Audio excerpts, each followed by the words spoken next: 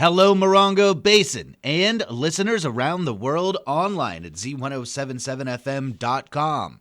Here is the Z107.7 Local news for Thursday, February 26th, 2026.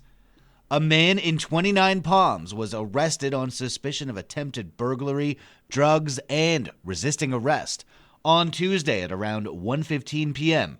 San Bernardino County Sheriff's deputies assigned to 29 Palms responded to a call of a burglary in the 74,000 block of Cactus Drive. Deputies say that a suspect attempted to open the front door of a home, then took property from outside of the home and fled on an electric bicycle. Deputies identified the suspect as Lee Kuat, 50, and say they contacted him while he was riding the bicycle on Cactus Drive. Deputies say that Kuat refused their orders and was resistant while they attempted to take him into custody. They say he was found to be in possession of narcotics. At the time of his arrest, Kuat was out on bail for misdemeanor drug charges. Lee Kuat was arrested on suspicion of attempted burglary, resisting arrest, and possession of a controlled substance. He is being held at the West Valley Detention Center on $40,000 bail. After 2 years of court proceedings, a jury trial will begin next week in the case of a fatal hit-and-run collision from 2024. Here is reporter Adeline J. Wells with more from the court. The people of the state of California versus Troy Dean Reynolds returned to court yesterday afternoon for a hearing before Judge Sarah Oliver. Troy Reynolds is the primary suspect in a fatal hit-and-run collision from January 2024 that killed Yucca Valley teenager Joshua Barreras. District Attorney Jason Getzlow was present for the prosecution, and Attorney James Brogan was present for the defense. Reynolds himself was not in attendance and was represented by his counsel. Both attorneys had previously expressed optimism that a resolution would be reached in the case. However, a trial readiness hearing was held on Friday, during which the attorneys confirmed that the trial would indeed proceed. Judge Oliver scheduled jury trial to begin Tuesday, March 3rd. Troy Reynolds is charged with felony hit and run resulting in permanent injury or death. He is currently out on $500,000 bail. Reporting for Z107.7 News, this is Adeline J. Wells. The Bighorn Desert View Water Agency meets in a special session Friday afternoon. This is the board's second special session meeting this week.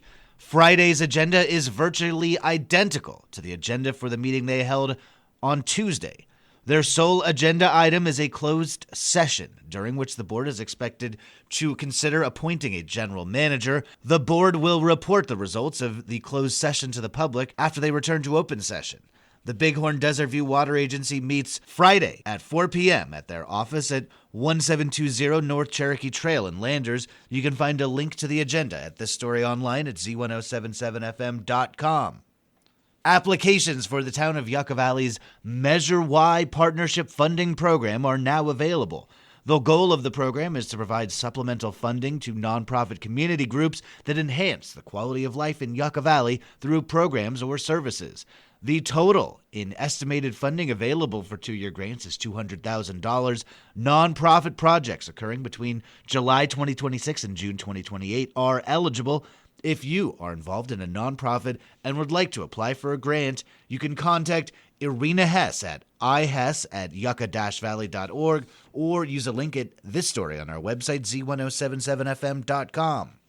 As the weather warms up, you may be inspired to do some spring cleaning. And what better place to start than your public lands right here in the high desert? Online news editor and public lands appreciator Robert Hayden has the scoop on a cleanup effort that you can swing by this Saturday. The Johnson Valley Neighborhood Watch is holding another trash and graffiti cleanup this Saturday beginning at 10 a.m. out of the Johnson Valley Painted Rocks Restoration area. The area is located right off Highway 247, and it's a popular spot for taggers to deface the giant Monzo granite boulders, some of which rival the large climbable rock formations in Joshua Tree National Park. It's also a popular spot for illegal desert dumping, and it only takes a few volunteers some time outside with some garbage bags to help clean it all up. There is something immensely satisfying about bringing the desert back to its natural beauty. Along with cleaning up garbage, there'll be a crew out there painting over tags and graffiti that have popped up since the last cleanup event. Even if you can only stop by for an hour, every little bit helps. There'll be some equipment on site, and they can always use donations of paint rollers, brushes, garbage bags, and other cleanup supplies. That begins this Saturday at 10 a.m. out on the east side of Old Woman Springs Road, just past Ghost Road at the Giant Painted Rocks. You can't miss it. If you have any questions, you can contact the organizer at an email. This story on our website, Z107.7fm.com. Reporting for Z107.7 News, I'm Robert Hayden. Sign-ups are now open for a new writing program organized by Milltree called Rites of Passage, Stories of Service. The creative writing and storytelling program for veterans, service members, and civilians runs Sundays through March. Sponsored by the California Arts Council's Community Impact Grant. The program will bring people together to explore stories of service, place, and lived experience, then transform them into written and spoken narratives. The hands-on workshops will feature a retreat, live performances, and a companion writing podcast. The program is led by Renee Pickup and Z107.7's own Gabriel Hart. The program is free, but limited to 12 participants. It begins this Sunday. You can find out more information and sign up at mill-tree.org or at a link in this story at z1077fm.com. And finally, registration is now open for the Girls on the Run programming in 29 Palms.